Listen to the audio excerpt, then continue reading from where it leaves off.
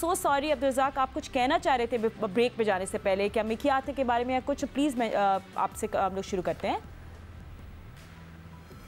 देखिए अभी फातिमा बड़ा अच्छा बोलती हैं और उसमें कोई ऐसी बात नहीं, पर ये कि जैसे ये कह रही थी कि स्टार बनते हैं और उसके बाद फिर कोचेस की बात नहीं सुनते, तो ये दौर ख़त्म हो चुका हुआ है। ये दौर था, अगर आप पीछे चले जाएं, यहाँ से 25-20 साल पीछे चले जाएं, जब पाकिस्तान टीम में स्टार थे, वसीम अकरम थे, वकार यूनुस, शोएब अख्तर, शाहिद खान अफरीदी, मामूल हक, तो वो जो स्टारिज्म था ना वो ख़त्म हो चुका हुआ है।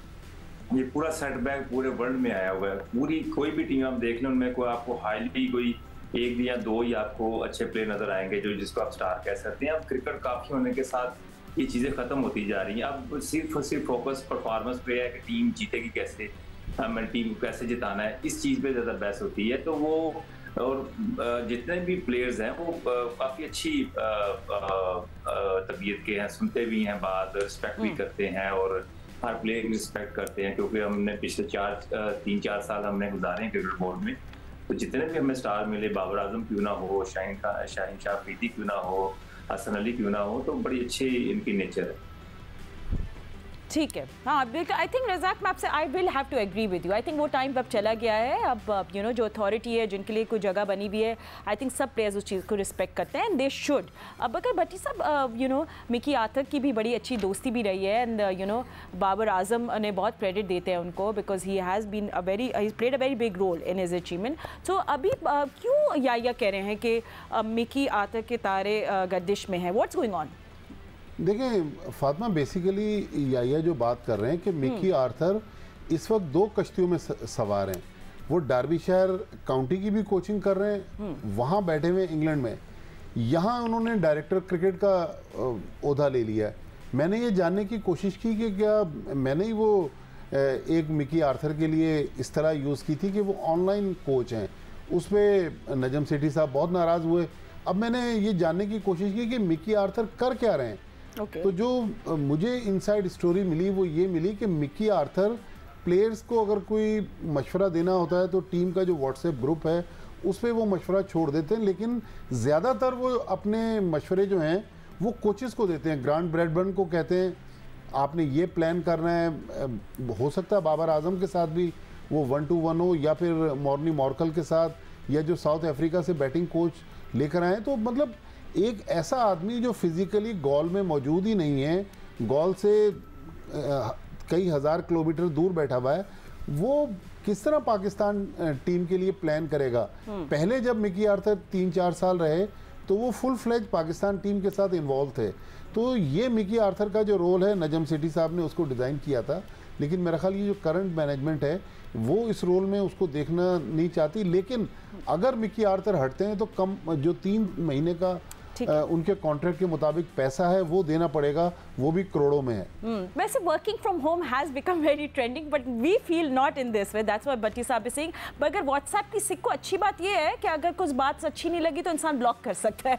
But just moving on to you, Alia is not happy with the spin department, she feels थोड़ा उस पर काम करने की जरूरत है। What are your thoughts? Sorry फिर से बोलें, क्या चीज़ पे काम करने की जरूरत है? Spin, or spin department. नहीं देखिए, स्पिन को पाकिस्तानियों, मुझे तो बड़ी अजीब सी बात लगती है कि पाकिस्तानियों को स्पिन खेलने में प्रॉब्लम है। That is amazing. She was talking about spin bowlers. Bowlers में देखें, उसामा, मैंने पहले भी प्रोग्राम्स में कहा था कि उसामा को होना चाहिए था।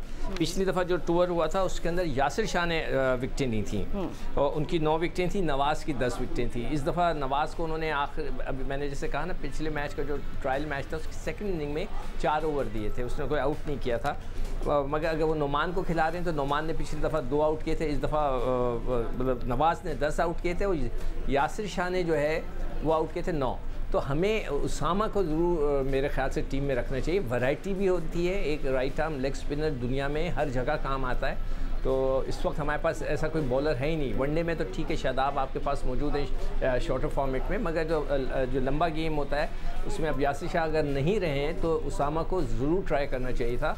मैं इस पर एग्री करता हूँ कि उसामा को वहाँ पर होना चाहिए था। अब देखते हैं कि इब्रार मुल्क से बाहर जाकर कैसा खेलते हैं। पाकिस्तान में उन्होंने बहुत अच्छी बॉलिंग की है, तो अब देखते हैं, हम इंतजार करेंगे इस मैच में अगर बारिश नहीं हुई और मैच हुआ। He did get some wickets in the side match and you know अब वो सवाल ये है जो सिक्कू कह रहे हैं कि is he really a magician or not? ये थोड़ा इंटरनेशनल मतलब पाकिस्तान से बाहर हमें पता चलेगा। We'll find out tomorrow अगर कोई एक्शन देखने को मिलेगा। बट या आपसे भी हम लोग बात करेंगे and you know I was going to talk about other things as well. तो मैंने थोड़ा सा ही टाइम में थोड़ा एशिया कप में क्या कुछ हो रहा है इसकी भी हमें थोड़ा अपडेट दे दे। I think people really want to know. देखिए Fatima, Asia Cup cricket tournament के हवाले से इस बात को अनाउंस हुआ है, अब महीना होने को है कि एशिया कप क्रिकेट टूर्नामेंट 2023 31 अगस्त से 17 सितंबर 2023 तक 13 मुकाबले, 9 श्रीलंका में, 4 पाकिस्तान में होंगे। लेकिन वर्ल्ड कप जो कि 5 अक्टूबर से 19 नवंबर 2023 तक भारत में मुनक्किद होगा, उसका फुल एंड फाइनल शेड्यूल सामने आ गया है। But Asia Cup cricket tournament का शेड्यूल जो कि वर्ल्ड कप से पहले मेक और ब्रेक वाला टूर्नामेंट होगा टीमों की तैयारी के हवाले से, अब तक उसका कोई शेड्यूल सामने नहीं आया है। और Pakistan cricket board, Asian cricket council और BCCI क्या खिचड़ी बन रही है, क्या होने को है, ये सब के समझ से बाहर है। लेकिन कुछ ऐसा है जिसकी पर्दादारी है। क्या अभी श्रीलंका और पाकिस्तान के अलावा कोई तीसरा मुल्क जो है इस एशिया कप क्रिकेट टूर्नामेंट की मेज़बानी की दौड़ में शामिल है? क्योंकि इत्तलात आ रही हैं कि ब्रॉडकास्टर जो है उसको सीरियस कंसर्न है कि एशिया कप क्रिकेट टूर्नामेंट के मुकाबले अगर बारिश से मुतासर होते हैं तो फिर ये प्रॉफिट का सौदा नहीं होगा। ठीक है। And Alia, I was coming back to the gold test and you know I think सबका एक हॉट फेवरेट क्वेश्चन है क्योंकि हमें तो चाहिए होता है थोड़ा सा मसाला। एंड जब से बाबर ने बोला था Sarfaraz is my first choice, मगर नथिंग इज़ फाइनलाइज येट, तो फिर आपको पता है फिर तो हेडलाइंस बनती हैं। So what's your take on this? I mean will you see Sarfaraz playing और do you feel like this time around we won't see Rizwan specially in the first test? देखिए, रिजवान जो हैं वो टेस्ट मैच में पिछले 12 महीनों में स्ट्रगल कर रहे हैं, ठीक है, और ठीक ठाक स्ट्रगल कर रहे हैं। 3 मैचेस जो उन्होंने खेले थे इंग्लैंड के अगेंस्ट ना, उसमें उनकी 23.50 की मेरा ख्याल एवरेज है। और सरफराज ने तो दोनों हाथों से ये जो अपॉर्चुनिटी थी ना न्यूजीलैंड के खिलाफ, उसको ग्रैब किया। उनकी आंखों में वो हंगर नजर आया कि वो इसको मिस ना करें और उन्होंने नहीं किया, ठीक है। यहाँ चांस बनता है डेफिनेटली इस चीज़ का कि सरफराज को खिलाया जाए एज ए बैट्समैन।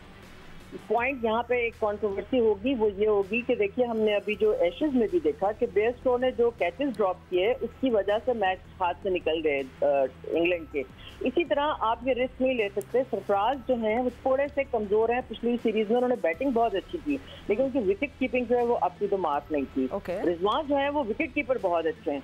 तो ये अब देखते हैं कि चूंकि रज़ाक ने कह दिया है कि वो कप्तान वो दौर गुजर चुका है, तो मैं तो अभी देख रही हूँ कि पता चल जाएगा कल तक कि वो दौर गुजरा है। It's a double edged sword.